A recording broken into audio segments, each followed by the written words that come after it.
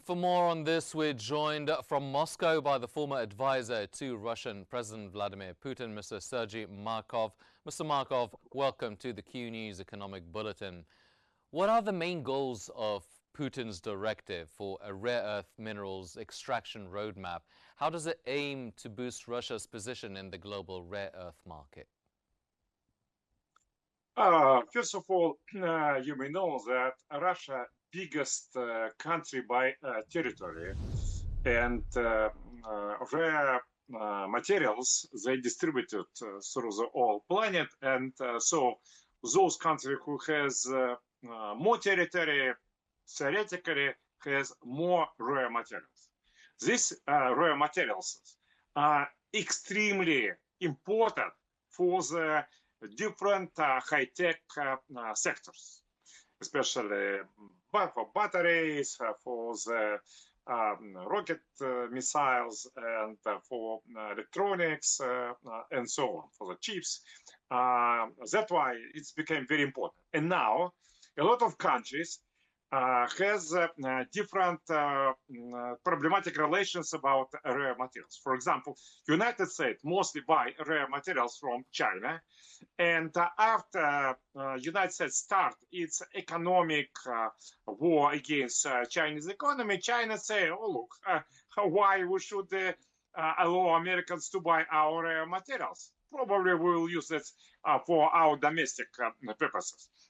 That's why Russia needs to have some kind of strategy for the for sure supplying by rare materials. First of all, it's exploiting own rare materials on Russian territories, but also it's more cooperation with friendly countries with whom we can do it. It's include, of course, China and North Korea. Potentially, it's include also India, Iran, Turkey, and some other countries. Yes. So it's Russian response to the increasing of chaos and struggle on the global market of rare earth materials. Yes. Well, they are friendly countries to Russia, China, and North Korea, but given how significant the Russia's rare earth minerals reserve compared to global competitors like China, China is a competitor in that sense, but what challenges does Russia face in increasing its production then and processing capabilities? We should take into account that the number of rare materials it's quite big. There are different rare materials. It's not just like gas and oil, which is in fact gas on oil, and this is energy, compact energy.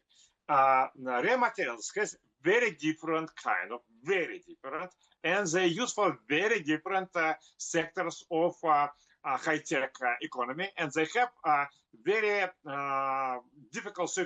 different situation in any of these areas.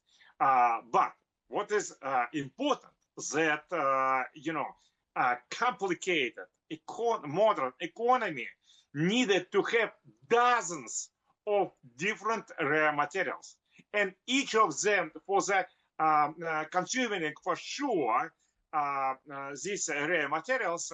Each of them should have special plan how to do it, and of course diplomatic relations is basic for them.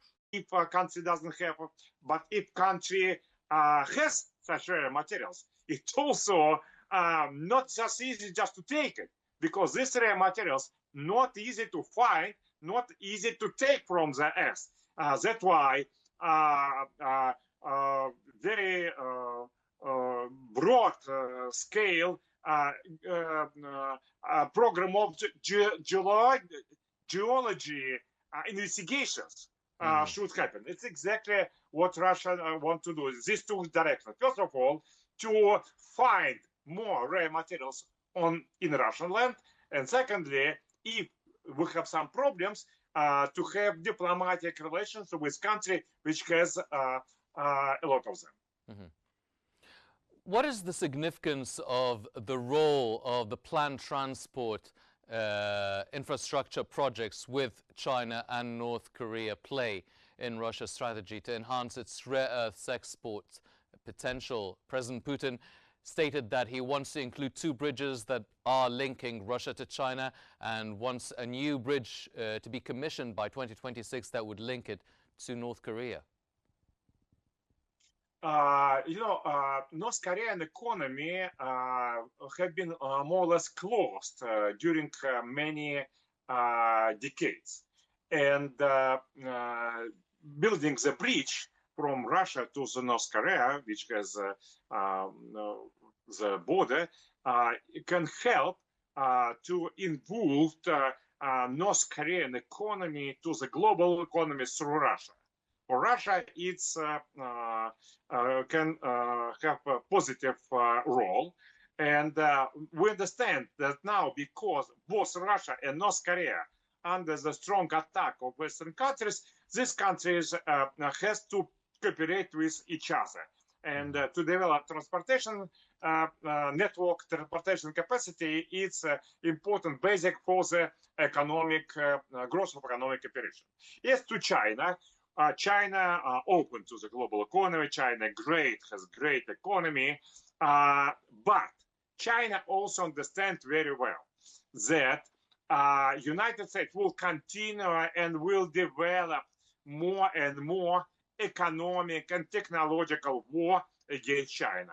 That's why China needs to have more cooperation with Russia. Russia also understands this. I think these bridges will be constructed all together by Russian and Chinese side. I would say even from, as I understand, Chinese already made their own participation in such project more quickly than Russia. China just has more money, and Russia more, step going not so forward, more slowly. That's why Putin's decision should speed up this Russian participation in the Russian-Chinese joint transportation projects.